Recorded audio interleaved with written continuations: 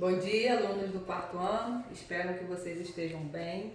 Nós estamos aqui iniciando mais uma aula, mais uma semana.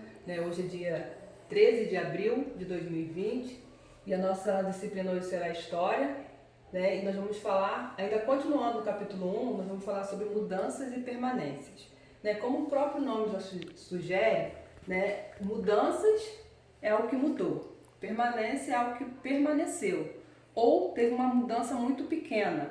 A história ela estuda justamente o processo de mudanças ocorridas na sociedade. Por exemplo, mudanças de tecnologia, da moda, da alimentação, da construção de moradias, do lazer, entre outros. Um exemplo que nós temos de tecnologia, de mudança, é o telefone. Antigamente, era comum, nas casas existia o telefone fixo.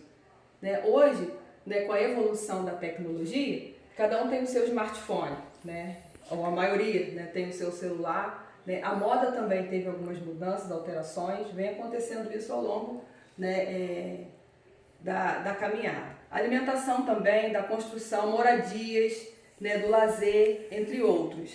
Antigamente, a gente tinha poucas opções, e que naquela época era muito boa. Falando da minha época, da minha geração, o lazer era brincar de pique-esconde, de queimado, brincar na rua. Hoje, nessa geração, o lazer, na maioria das vezes, é a tecnologia, é o uso do celular contínuo e exageradamente. A história estuda também as permanências, ou seja, tudo aquilo que com o passar dos anos não mudou ou mudou pouco. As construções presentes em algumas cidades.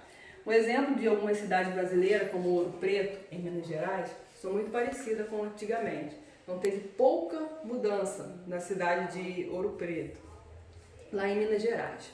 A partir do estudo do passado, podemos compreender o constante processo de mudanças e permanências, ocorrida ao decorrer dos tempos. Aquilo que somos hoje, individual ou coletivamente, é resultado de um amplo e complexo processo de transformação, repassados por nossos antepassados.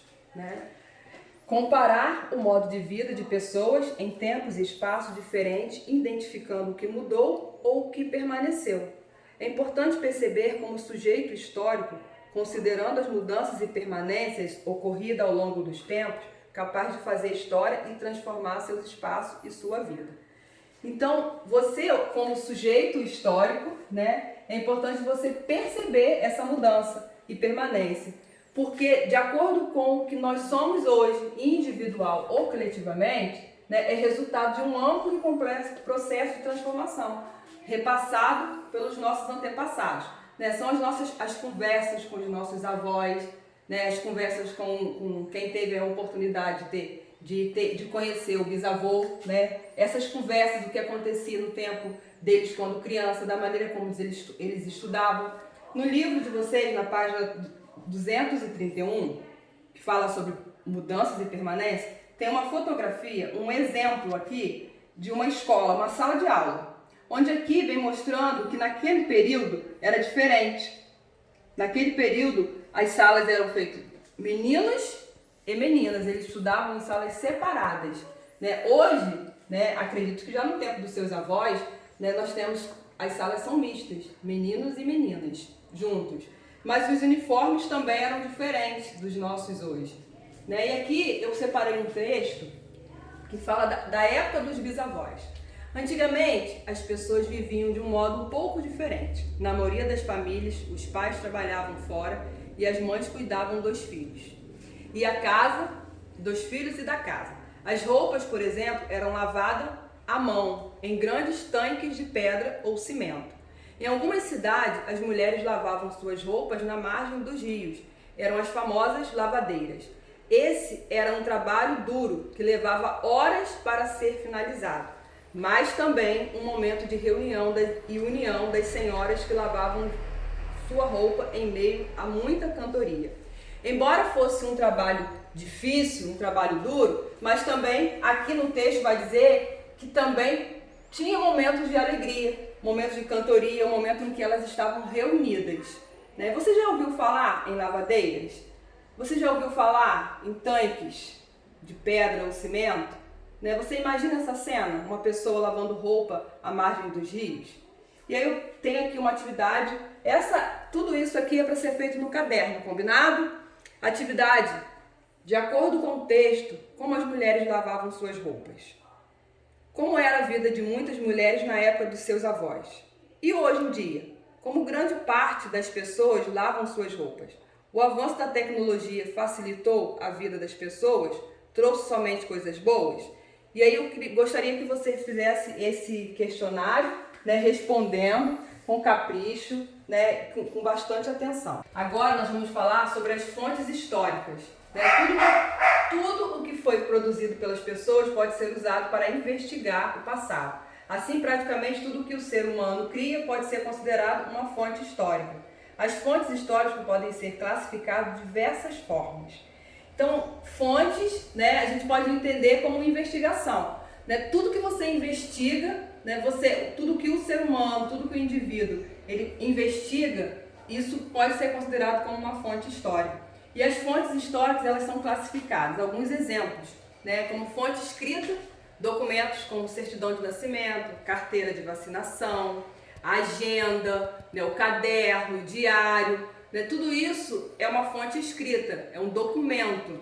Né, e as fontes materiais são os objetos. Em muitos casos, as fontes materiais são o único recurso que os pesquisadores têm para investigar povos e civilizações que não deixaram documento sobre a sua história.